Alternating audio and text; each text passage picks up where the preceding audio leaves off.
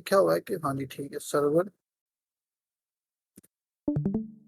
Dot GS, ठीक है, enter करेंगे। तो अगर अब आप चलाएंगे तो ये देखें सर्वर आपका चल रहा है, और जाके चेक करते हैं 3000 पोर्ट के ऊपर कि हमारी ये जो ऐप है ये वर्क कर रही है कि नहीं कर रही। तो हमने इधर लिखते हैं, तो ये देखेंगे ये हमारी ऐप जो है, यहाँ पर चेक कर लेते हैं कि वर्क कर रही है कि नहीं कर रही।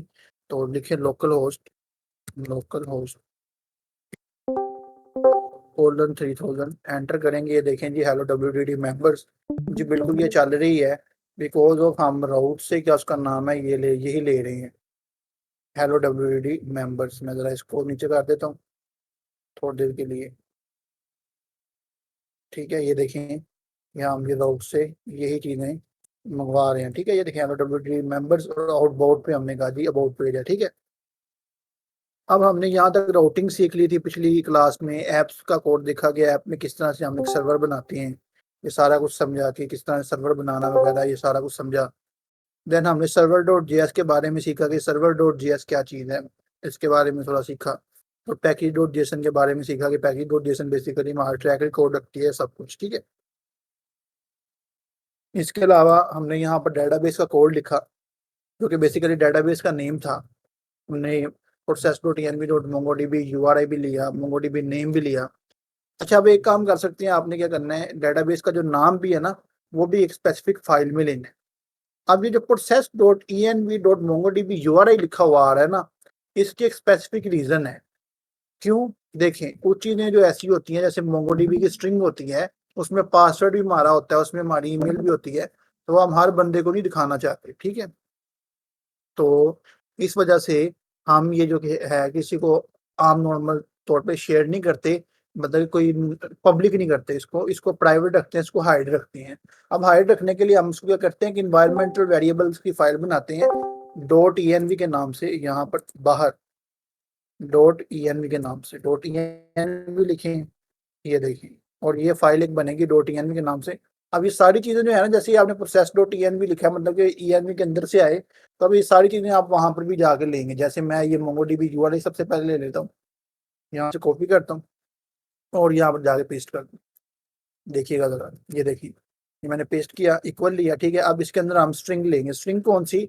अभी लोकल पे काम कर रहे हैं तो लोकल वाली ही लेंगे। मोंगोडीबी कंपास से यहाँ से सर्च कर लेता हूँ मैं, मोंगोडीबी कंपास जो है, मैं ये सर्च कर लेता हूँ।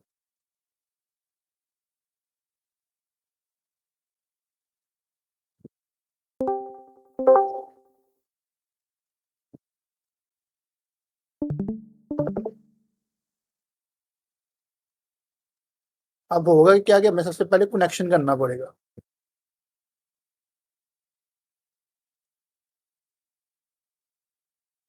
कनेक्शन कनेक्शन करने के बाद हम क्या करेंगे, सबसे पहले ऐड अ कनेक्शन करेंगे। ऐड कनेक्शन किया, ठीक है। अब होगा क्या, ये हमारे पास एक स्ट्रिंग टाइप आएगी, इसको आपने कॉपी पेस्ट कर लेना है। दैट्स इट, इसको कॉपी करो और यहाँ पर ला के आप इसको पेस्ट कर दो।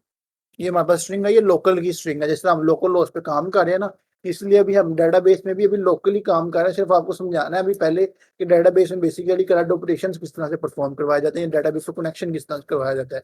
फिर बाद में देन हम आगे जो चीजें हैं ना, वो 1 बाय 1 सीखेंगे, ठीक है। अब मैं यहाँ पर क्या कर रहा हूँ, DB नेम भी दे देता हूँ, ठीक है। इसको भी कॉपी कर लेते हैं, ये भी हम डॉट ENV के अंदर ही ले लेते हैं। बेहतर यही आप डॉट ENV के अंदर ले लें, इसको इक्वल लगा लें, और यहाँ पर अब DB नेम ले लें। जैसे मैं बैकएंड ले लेता हूँ, ठीक है। तो इस तरह से बैकएंड का मैंने नाम ले लिया, ठीक है। फॉर एग्जाम्पल कह लीजिए बैकएंड। अब होगा क्या, देखिएगा जरा, फोकस कीजिएगा। होगा ये कि हम क्या करेंगे, यहाँ पर प्रोसेस डॉट ENV डॉट ये वाला ही काम कर देंगे, ठीक है। ये सेम टू सेम, क्योंकि हम ENV वाली फाइल से ले रहे हैं तो ENV में यही आएगा, ठीक है। अब जब हमने एक ENV फाइल बनाई है ना, तो ENV का भी एक पैकेज इंस्टॉल करना पड़ता है, मतलब इन्वायरमेंटल वेरिएबल्स भी बनाने के लिए हमें एक पैकेज इंस्टॉल करना पड़ता है डॉट ENV के नाम से, ठीक है। तो ये फाइल भी डॉट ENV के नाम से, पैकेज भी डॉट ENV के नाम से।